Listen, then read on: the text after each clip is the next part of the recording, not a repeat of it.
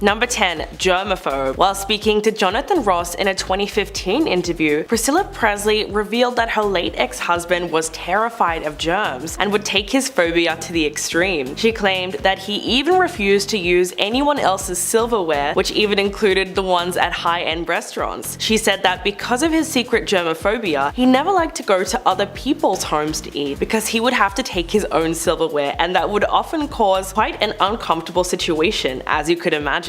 Quote, and he didn't like drinking out of cups that other people had drunk out of, even restaurants or other people's homes. So when he drank, he would drink where the handle was, knowing that no one would ever drink at that side. Although this information is not widely known, Priscilla says Elvis has been that way ever since he was a child. She believed that he just didn't like to put his mouth where other people had put their mouth, especially with cutlery and dishes, which is definitely something most people wouldn't have known about the star. Number 9. Liked younger women. In her book Elvis and Me, Priscilla Presley wrote that she just turned 14 when she met Elvis Presley, who was 24 years old at the time and already an international superstar. Despite the scandal, they started an intimate courtship that lasted 7 years before they eventually married in 1967. Now, the age difference is creepy on its own, but it becomes even creepier when you compare that to what Linda Thompson wrote in her own memoir. Thompson, who dated Elvis after his marriage to Priscilla ended, was also very young and inexperienced at the time. In fact, he allegedly told her, quote, I want to preserve you for as long as you need. Whatever he meant by that, it just sounds super icky. Elvis reportedly took advantage of his power to manipulate young, impressionable fans whenever he went on tour. Joel Williamson, who wrote a historical book about Elvis, claimed that 2 years before he met his future wife, the star took a group of 3 girls with him on tour for the purpose of, quote,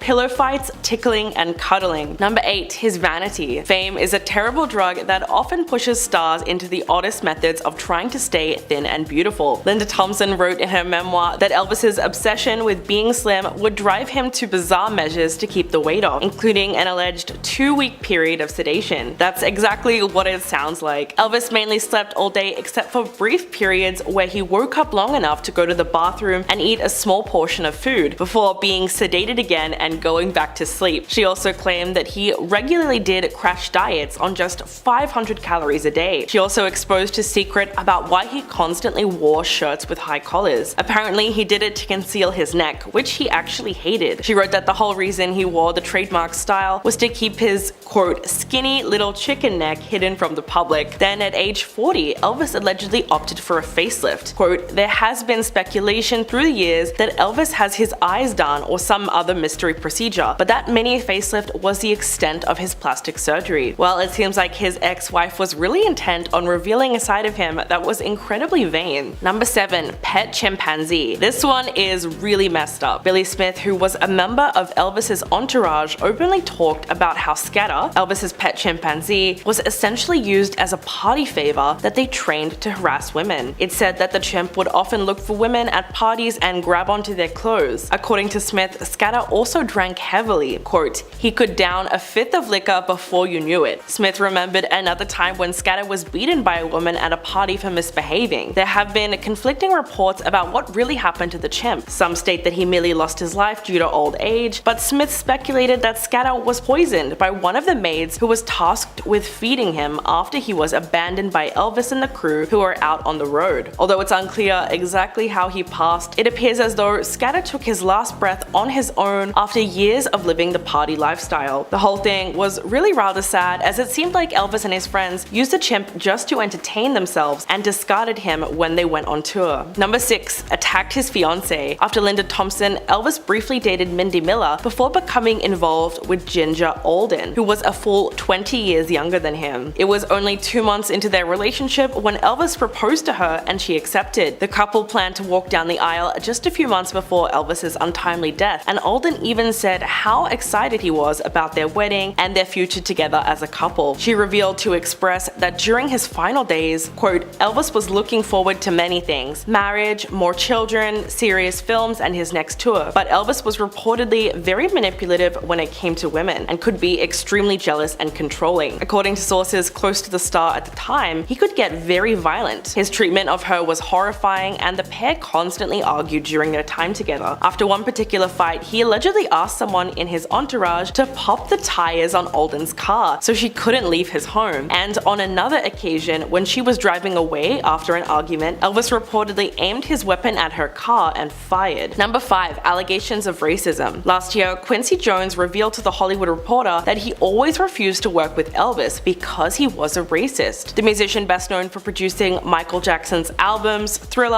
Off the Wall, and Bad, made the comments about Elvis's supposed history of racism in his new interview. The outlet asked Jones about Presley after the producer compared Jackson to the king of rock and roll. The 88-year-old musician and producer described a time when he was writing for the orchestra leader Tommy Dorsey in the 50s, and Elvis came in saying, quote, "I don't want to play with him." Jones went on to call Elvis a racist and added, quote, "But every time I saw Elvis, he was being coached by Otis Blackwell, telling him how to sing." And while there wasn't an overwhelming amount of accusations surrounding Elvis's past racism, there are certainly many allegations against the icon for appropriating black culture and repackaging it to the general public as his own. Despite this, it's obvious that American society still allowed him to have a very successful career, whether it was something the lead singer did consciously or subconsciously. Number 4. Hidden children. Even though he has been gone for many years, Elvis Presley has always been the center of several new scandals and controversies. One of the many that have hit the headlines in the last few years is that the king of rock and roll supposedly kept hidden children from the rest of the world. The National Enquirer actually conducted a 2-year investigation into the hidden children of the Presley family, reportedly acquiring witness testimonies, checking receipts, mail correspondence, birth certificates, and even DNA tests. The result of the investigation allegedly proves that Elvis did have several additional children that were being kept away from the spotlight of Hollywood. In fact, multiple alleged mothers of Elvis's hidden children have come forward to tell their stories about how they met the star, and the stories have some strange similarities. One example is Desiree Romaine Presley, who is the daughter of Lucy DeBarban, and she claims that her mother was in a 24-year-long relationship with Elvis and was being kept away from the media. But the crazy thing is that Desiree's father is listed as Randolph Presley on her birth certificate, someone who allegedly worked at the Air Force Base in Oklahoma City. Number 3. Addicted to medication. It's not unheard of for celebrities to turn to substances as a way to cope with fame and just how crazy their lives become in the spotlight. But Elvis's alleged addictions could have had a very different origin when you look at the tragedy of his mother's passing. In 1958, he was drafted into the US Army, but went to Germany but had to return to the US less than 6 months later because of his mother's untimely death. Many people believe that this marked the beginning of the end for Elvis, who quickly headed down a path of self-destruction. As soon as he returned to Germany, it's reported that Elvis partied heavily and would often get into fights. During this time, he also started taking illegal substances to try and deal with the grief of losing his mother. This probably snowballed, and it's assumed that from that moment on, the misuse of substances played a major role in his life. Linda Thompson wrote several examples in her memoir about these incidents and says that she often found Elvis passed out in a bowl of chicken noodle soup under the influence of sedatives. She even says that doctors tried to hospitalize him for 2 weeks after misusing a combination of medication for far too long. Number 2. Why Priscilla ended things. Because she was only 14 years old when their courtship began, it's really no surprise that she missed out on a huge chunk of her adolescence. She told Jonathan Ross in 2015, quote,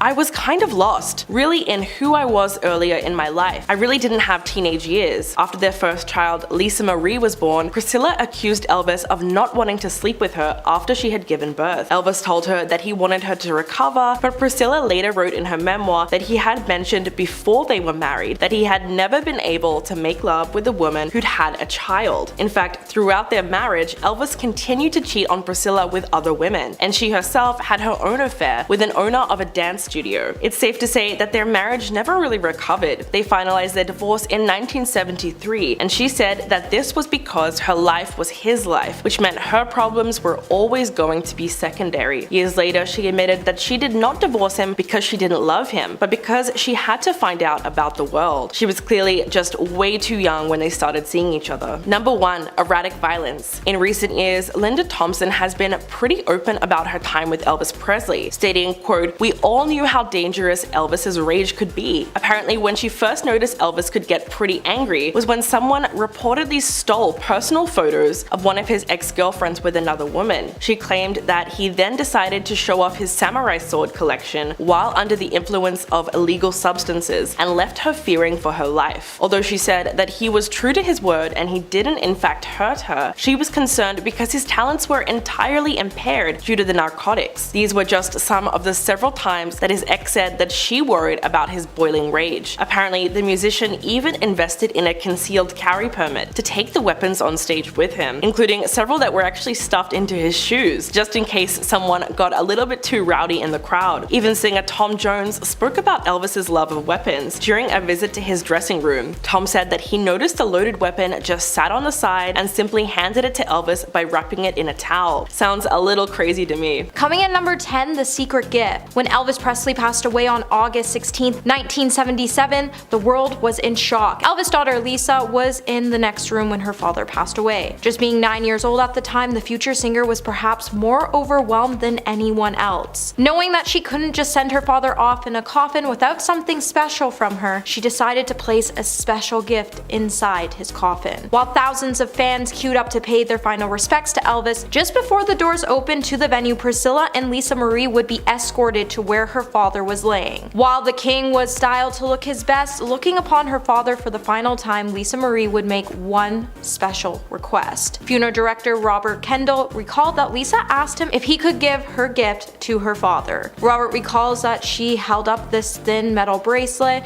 and that he agreed once her and Priscilla ensured it would not fall into the wrong hands. With thousands of fans outside, they feared someone would see the loose bangle on Elvis's wrist and take it as a souvenir, so Priscilla and Robert placed it on Elvis's wrist and tucked it underneath his shirt cuff to ensure no one would be able to take this precious gift given to him by Lisa Marie. Number 9, The Empty Seat. Lisa Marie spent many of her days at Graceland as it was her home and heart of Elvis Presley, and she loved the mansion so much because it immortalized the rock and roll legend. Lisa made no secret of her love of the special property that she was reared in and still called home. The late star was lent on the mountain of memories from her childhood to keep the Presley family traditions alive, and that's why she still visited the luxury property regularly to do things Elvis and her used to do. After being open to the public in 1982 and becoming the second most visited private house in America, it became hard for so many to believe that the inner workings of the house still functioned, but Lisa Marie ran a tight ship after inheriting her father's estate. While the kitchen appliances were said to still work, they would be turned off for fire safety, and when Lisa Marie and her family were there, the staff would fire them up so the family could have dinner in the mansion. When the tours wrapped up, Lisa Marie and her loved ones could clamor around the huge dining table for family dinners, and they would occasionally leave an empty seat on the end in honor of Elvis. It was almost like she hoped her dad would walk in through the doors and take a seat at the table. But Lisa Marie's favorite excuse to get together was the Thanksgiving holiday, so she could be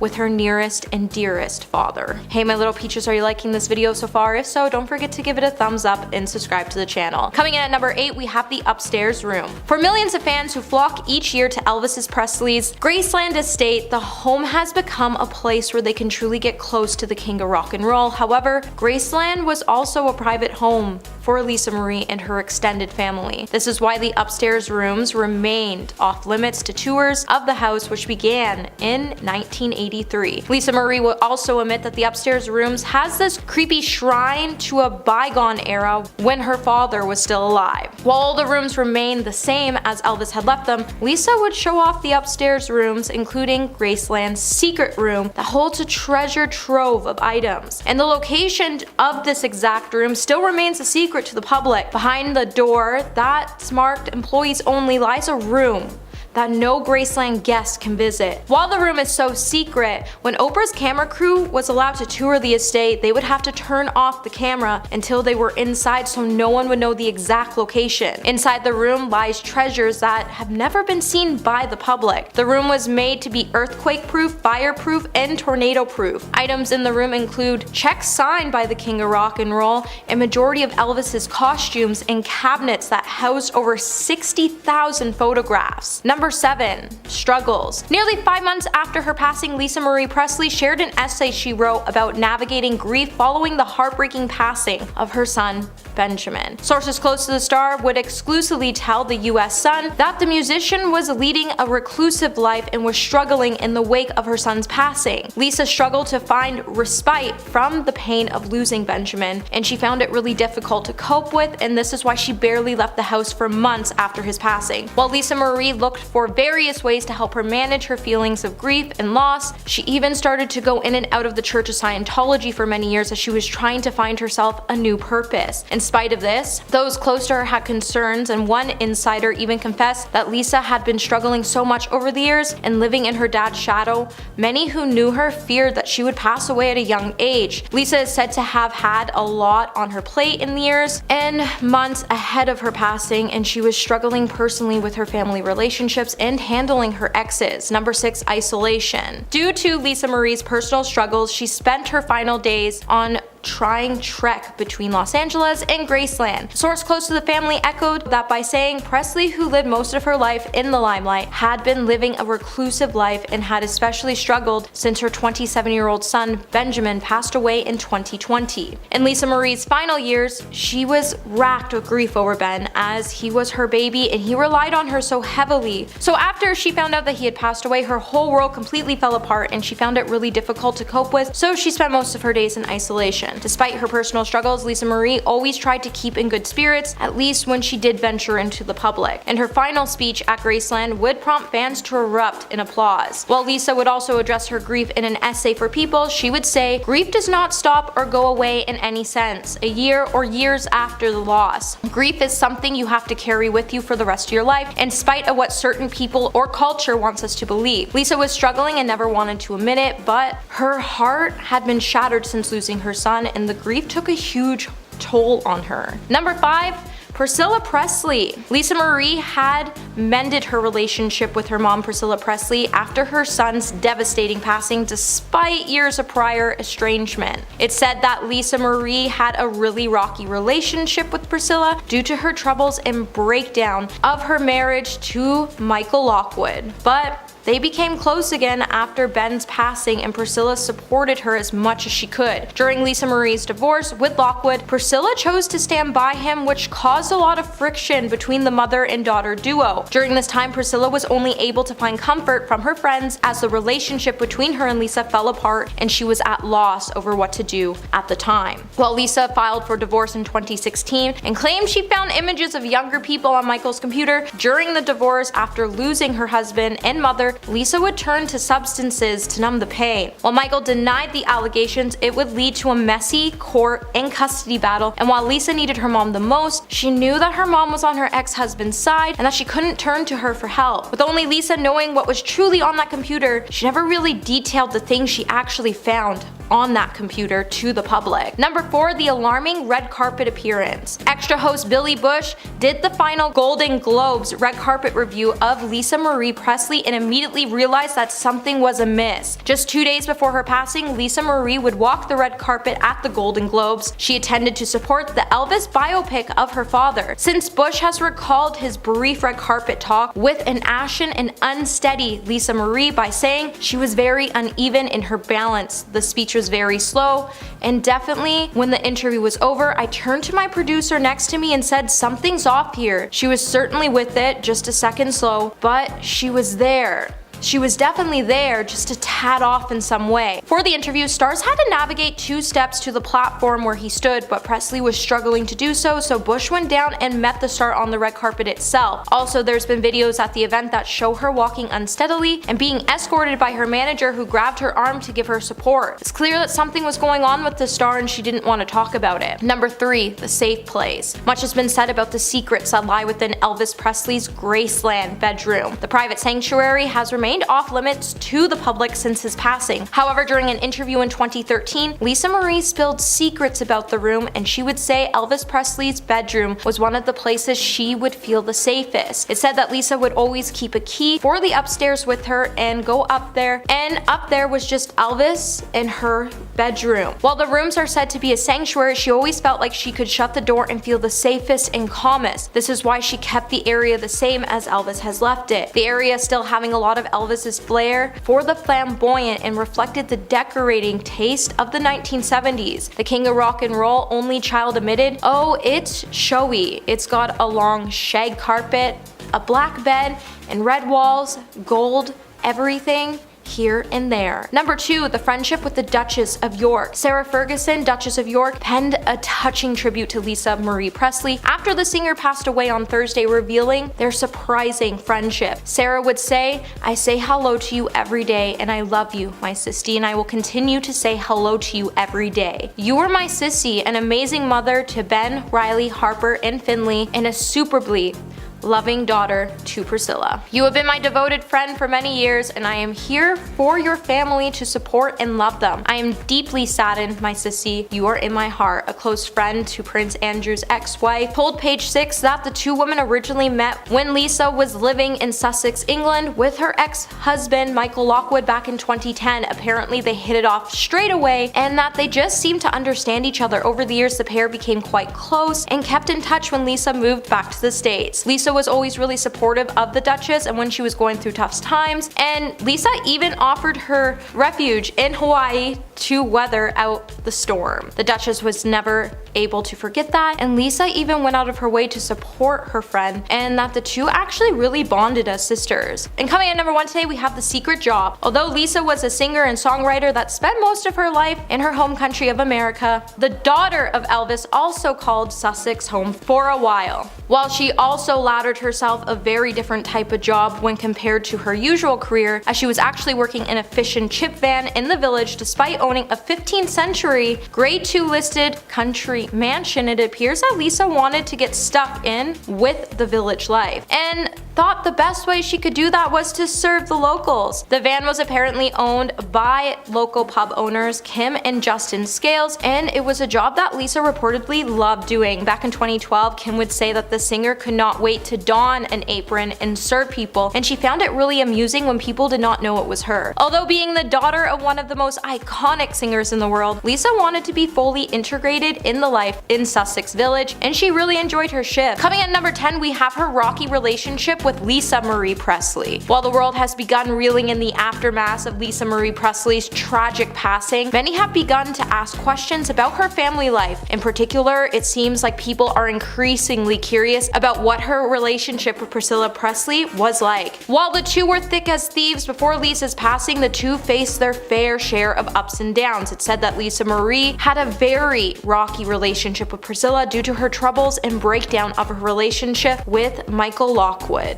The pair was sadly only able to repair their relationship after Lisa Marie's son passed away on July 12, 2020. But before, it seems like Lisa Marie's estrangement to her mother would come when she decided to divorce Michael Lockwood, and her mother, Priscilla, actually chose to stand by him even after Lisa Marie claimed to have found illegal videos and photos of on Michael Lockwood's computer. While sources say Priscilla had to be comforted by her friends as her relationship between her and Lisa fell apart, this is when she felt lost over what to do at the time. But she would have never had a rocky relationship with Lisa if she just chose to stand by her daughter like a mother should always do. Number 9, her love for Elvis Presley. When Elvis Presley broke up with his wife Priscilla Presley in 1973, the couple remained really close until his passing, and later Priscilla Presley would admit that she never stopped loving him even after he passed away unexpectedly just years after their divorce. And even his passing made her realize that she didn't want to live in a world without him. It's even been said that after their divorce, the pair actually walked out of the courthouse holding hands. Priscilla and Elvis would split after his substance abuse and affairs got way too out of hand, but their relationship kept intact, and they still spoke to one another frequently. To this day, Priscilla's love for Elvis is so strong that she can't even be in the same room as Elvis impersonators when they are dressed up as the star, as it's too hard for her. Back in 2014, when Priscilla Presley was set to attend Elvis Festival in Collingwood, Ontario, she agreed to do the event, but there was one huge rule for the festival that they would have to follow in order to have her attend, and this rule would be that Elvis impersonators couldn't be in the same room as her. However, when one did come into the event not dressed up as Elvis, as he was following the rules, Priscilla would be left feeling very emotional as he reminded her of Elvis, and she would even praise the festival for keeping Elvis's story alive. Hey my little peaches, are you liking this video so far? If so, don't forget to give it a thumbs up and subscribe to the channel.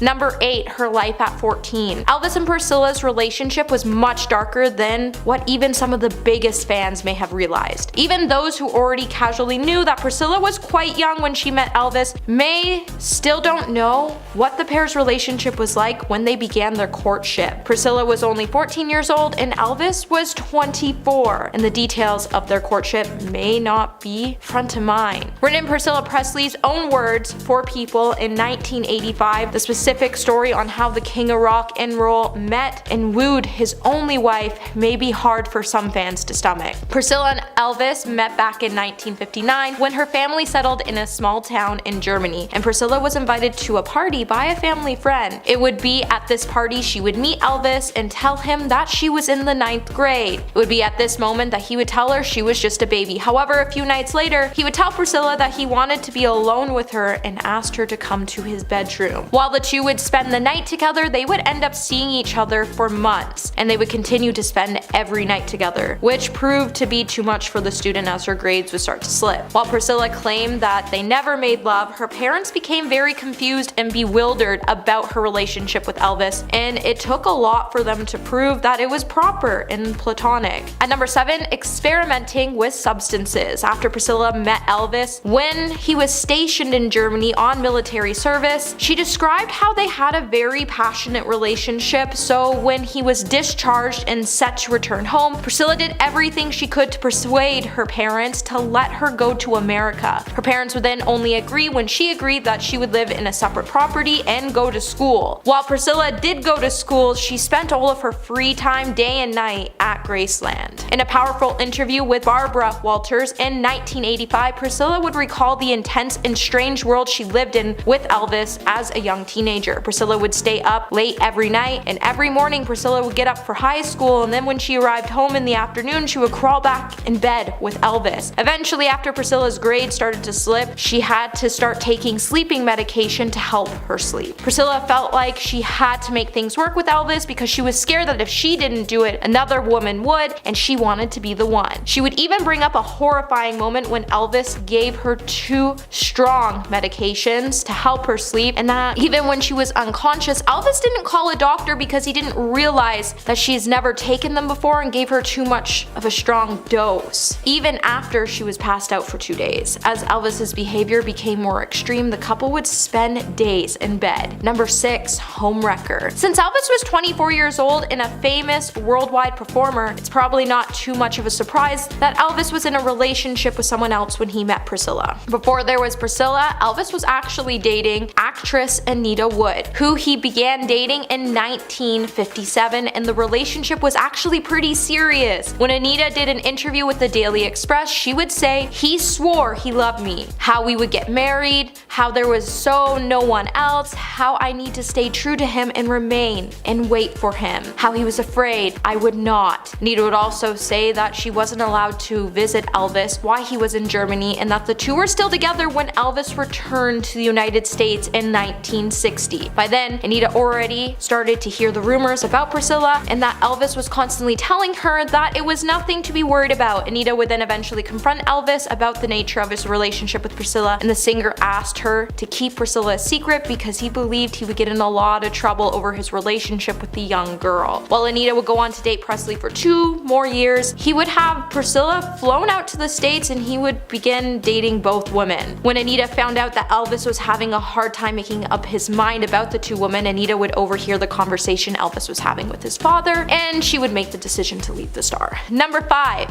Living Doll. When Elvis Presley started dating Priscilla Presley when she was just 14 years old, as the relationship started to grow, the king of rock and roll would start to dictate how she had to dress and told her that she didn't need an education. While Priscilla did everything she could to be with Elvis, she felt like she was his living doll while she was living with him in Graceland, away from her family. While Priscilla went on to lose her identity throughout the relationship with Elvis, she would also lose her individuality. Later in life, Priscilla would call herself Elvis's doll, his own living doll to fashion as he pleased. In an interview was expressed, she would also state that Elvis frowned upon chip nail polish and patterned dresses, and he insisted that Priscilla would look better with long hair and that she needed to apply more makeup around the eyes to make them stand out, as her eyes were too plain naturally, and that he liked a lot of makeup as it defined her features. Elvis would also go on to teach her how to walk, how to dress, how to apply makeup, wear her hair, how to behave, and how to return his love in his way. Number 4. Strict mother. Before Lisa Marie Presley passed away, she would admit that as a parent, her father, Elvis Presley, was a lot of fun. However, she has also spoken out about the worries concerning her famous father. Mainly that as a child, she felt like she needed to protect him and keep him safe. Priscilla Presley previously has also admitted that when it came to parenting, Lisa Marie, she was often put in the role of being the one who had to set the rules. While Priscilla sat down with an interview with The Guardian, she would say, "I was the disciplinarian, and there were times Lisa didn't like it, but you can't live life without boundaries. I was very subtle and very calm, and she knows this now." Priscilla would also add in the interview that Lisa Marie was only 4 years old when her parents divorced, so she would have to work hard to ensure that her daughter understood that everyone could still get along. Number 3, the affair. It's clear that Elvis and Priscilla's marriage wasn't all glitter and gold. While it's said that Elvis had multiple affairs that put a major strain on his relationship with Priscilla behind the scenes, Priscilla also had an affair when she was still married to Elvis. While the age difference and controlling nature of their relationship took a toll on Priscilla, ultimately she decided that she needed an outlet, as there were times she didn't even feel like she was a person because Elvis was always the concerned person, as he came first and no one cared about her feelings, or what she was going through. Ultimately, Priscilla eventually started to seek out the company of another man during her 10-year marriage. In the book Elvis and Me, Priscilla would allege that her ex-husband had affairs during their marriage. Despite that, Elvis reportedly became incredibly angry when he discovered that Priscilla had an affair of her own. She would also go on to say that she was dating fitness instructor Mike Stone when she was still married to Elvis, and added that her husband had a big reaction when he found out. It would later be revealed that Elvis was so angry he even tried to get his entourage to hire a hitman to get Mike. Number 2, stole custody of Lisa Marie Presley's kids. Priscilla Presley's daughter Lisa Marie Presley was a mom to 4 children, Benjamin, Riley, and twins Finley and Harper. When Lisa Marie ended up locked in an incredibly difficult custody battle with her ex-husband Michael Lockwood for quite some time, it is said that Priscilla even had custody of Lisa's twins Finley and Harper as the custody battle dragged on. In 2017, Priscilla would reveal on ABC News that the twins had been living with her for some time, and she would go on to say it's still very family-oriented environment for them. It's been over 9 months.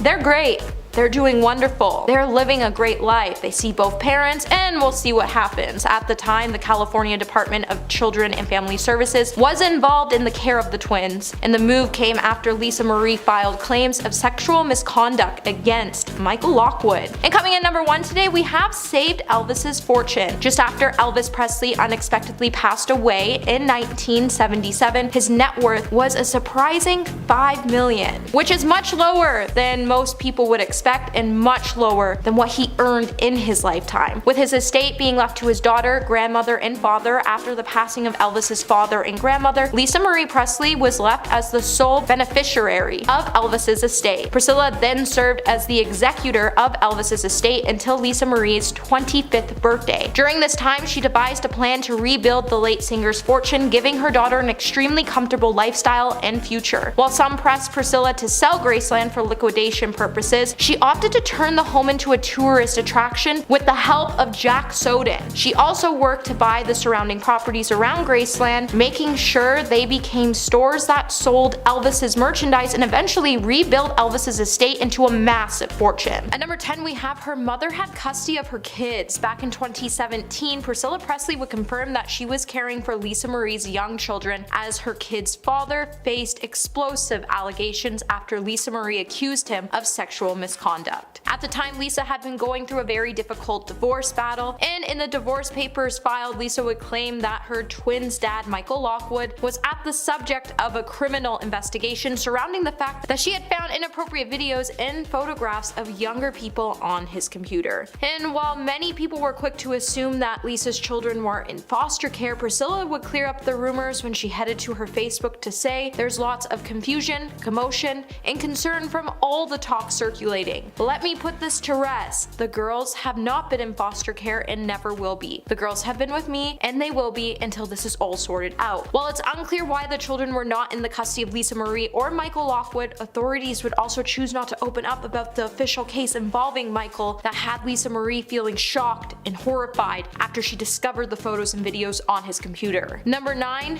Bankrupt. By 2004, Lisa Marie Presley would sell off 85% of her interest in the Elvis estate for around $100 million, and it would be the biggest mistake of her life. According to court documents, Lisa Marie declared that she had an income that was around $109,000 a month, and her monthly expenses were around $92,000, which left a narrow margin, especially considering that since the fall of 2019, she had to pay just $750,000 in attorney fees. At the time of the court filing, Lisa Marie had over $3.3 million in major outstanding debt. The biggest debt by far was a line of credit from Barclays Bank UK for more than $1 million. The rest of the stated debt was dominated by unpaid state federal taxes for years 2017, 2018, and 2021. There were also a few similar things like a Maserati monthly car payment of $1,708.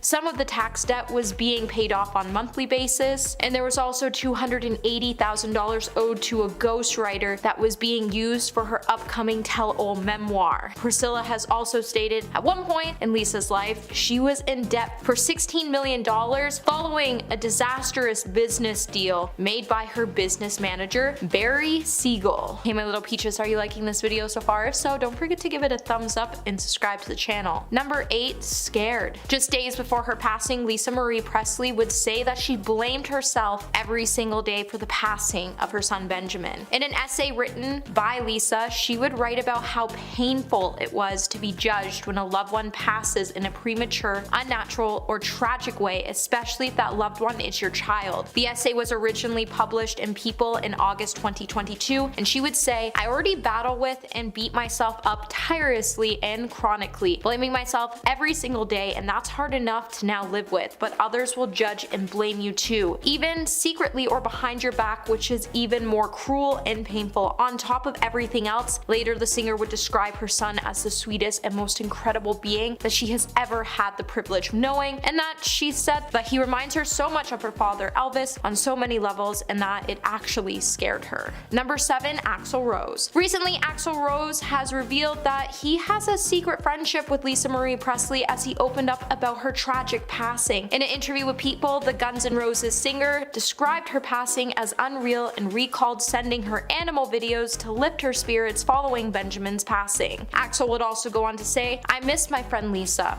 Her passing, just as her son's or as a kid, her father, doesn't seem real. Lisa loved her family, all her children. My heart goes out to them." When Axel went on to describe his efforts and support of Lisa following Ben's passing, Axel would recall awkwardly broaching the issue of his passing in order to show her that he cared and he wanted her to know that he cared and wanted to comfort her. For years it's been said that Axel and Lisa had a really tight friendship and that they were known to swap jokes, news articles, and lots of animal videos as a way of raising Lisa's spirits. After the passing of her son, all he wanted was her to be happy, at least as much as one could be under the circumstances. Axel and Lisa became friends when Axel would hang out with Elviss backstage and Lisa would come to the shows, and Axel would also know it was also great to see her as she was always fun and supportive. Number 6. Michael Jackson. Just 3 weeks after her first divorce was finalized in 1994, Lisa would find herself getting married to pop icon Michael Jackson following his proposal over the phone. The pair soon then went to the Dominican Republic, where she filed for a quick divorce from her husband and then wed Michael in private. She would then later publicly announce her wedding by saying, "My married name is Miss Lisa Marie Presley Jackson. My marriage to Michael Jackson took place in a private ceremony outside of the United States weeks ago, but their marriage was rocked by the emerging allegations of accusations of abuse held against Jackson that surrounded younger people." The singer then reportedly became so dependent on Lisa Marie for emotional support while she became concerned about his use of sedative substances. Lisa Marie later said in an interview with Rolling Stone that she had hoped to have saved the trouble singer, with the marriage being dogged by theories that the pair had an asexual relationship, leading to Lisa Marie appearing in a suggestive video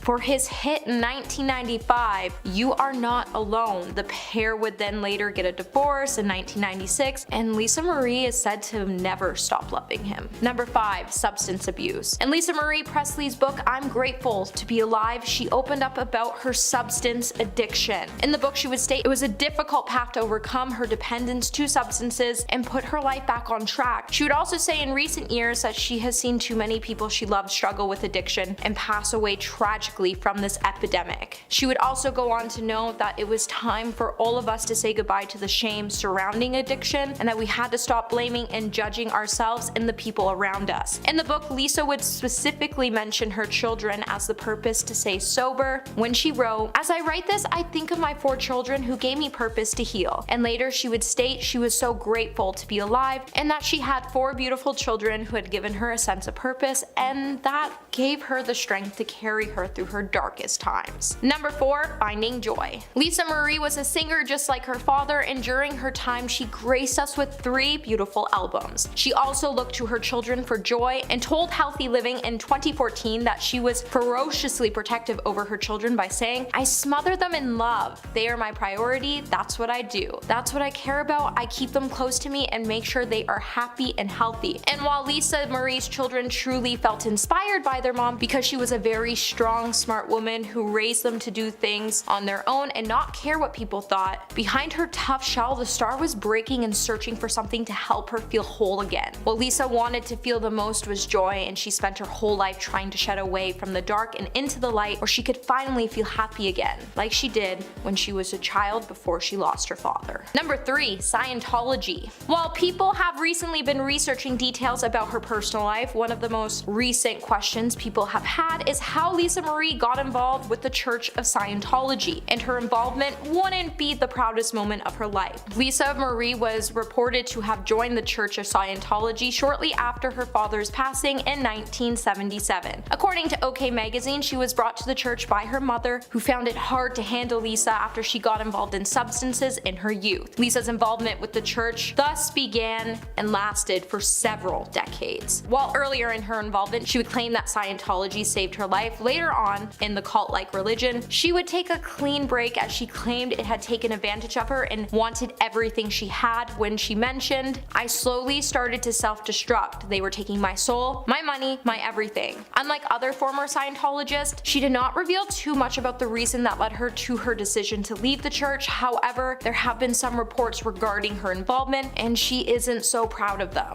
Number 2. Dark kid. At the age of 9, Lisa Marie would lose her father, and she would continue to endure a string of passings soon after. When in a 2-year period, the lights out singer also lost her grandfather as well as her great-grandfather and aunts. In 2003, she would tell Newsweek magazine, "I didn't have much of a runway in life. I was like a deep, dark kid who was always melancholy." Lisa Marie also struggled during her teen years when she started to rebel against her mother, Priscilla Presley. While the star claims that she was in a destruction mode, she would then admit in an interview with Playboy that same year that she did anything her mom didn't want her to do, from smoking, drinking, substances, boys, whatever she could get her hands on, and that she went through a substance phase for like 3 years, and it would cause her to be thrown out of her house by her mom, and she would be forced to stay at the Scientology Center. And coming at number 1 today, we have the grueling legal battle. Like any mother, no one wants their children to know the grueling details about the failed failed relationship she has with their father. With Lisa Marie and Michael Lockwood being officially divorced since May of 2021, they had a grueling legal battle. In a lot of her problems she had with Michael, she would keep a secret for her children's sake. The former couple made the decision to part ways in 2016 following 10 years of marriage, but they have been in and out of court for years, arguing over everything from custody of their teenage twin daughters to money matters. 5 months after the pair finalized their divorce, Lockwood would take Elvis Presley's daughter to court yet again in October 2021, petitioning for higher child support payments, claiming that he had no steady income at the time. The mother of 4 fought back, saying she couldn't afford it because she was in debt.